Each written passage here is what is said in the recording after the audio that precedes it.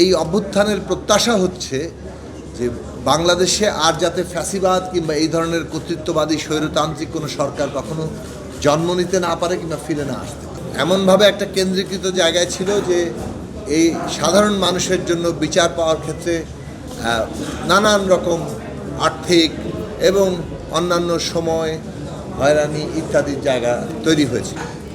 বিচার ব্যবস্থা এখন যেভাবে বিকেন্দ্রীকরণের ব্যাপারে একটা জাতীয় ঐক্যমত্য তৈরি হলো, এর মধ্য দিয়ে সাধারণ মানুষ অনেকটা উপকৃত হবেন এবং আজকে গণতান্ত্রিক বিনির্মাণের ক্ষেত্রে অন্যতম গুরুত্বপূর্ণ শর্ত যে বিচার ব্যবস্থাকে একদিকে যেমন স্বাধীন করা, বিচার ব্যবস্থাকে আবার মানুষের আশ্রয়ের জায়গায় নিয়ে যাওয়া, মানুষ যাতে সহজে ন্যায় বিচার পাওয়ার পথ পেতে পারে, তার পথটা প্রশস্ত হয়, সেই দিকটা নিশ্চিত হবে।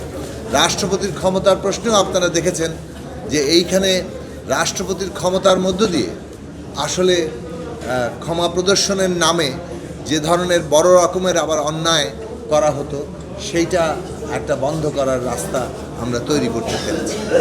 এই সব বিষয় ঐক্য আমাদেরকে যে জায়গায় নিয়ে যাচ্ছে, যে বিষয়গুলোতে আমরা এখনও কিছুটা অমীমাংসিত জায়গায় আছি, যেমন সাংবিধানিক পদে সাংবিধানিক একটা নিয়োগের কমিটি তৈরি করা, আরেকটা হচ্ছে উচ্চ কক্ষে সাংখ্যানুপাতিক পদ্ধতিতে উচ্চ কক্ষের সদস্য নির্বাচন এবং উচ্চ কক্ষে সংবিধান সংশোধনের প্রশ্নটিকে বাধ্যতামূলক করা, অর্থাৎ ওইখানেও উচ্চ কক্ষেও পাশ হতে হবে।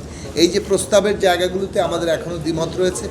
আমরা আশা করি যে পারস্পরিক আলাপ আলোচনা এবং দলগুলো নিজেদের মধ্যে সময় নিয়ে যেভাবে তারা আলোচনায় আছেন, তাতে আমরা ওইখানেও একটা ঐক্যমত্যে পৌঁছাতে পারব।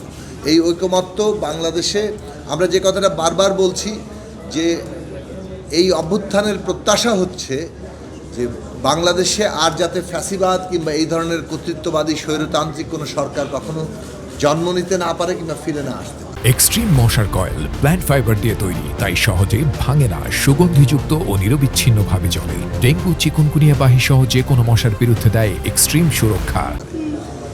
সেক্ষেত্রে প্রয়োজনীয় জায়গাটা হচ্ছে যে শাসন ব্যবস্থার মধ্যে ক্ষমতার ভারসাম্য তৈরি করতে হবে, যাতে করে জবাবদিহি থাকে।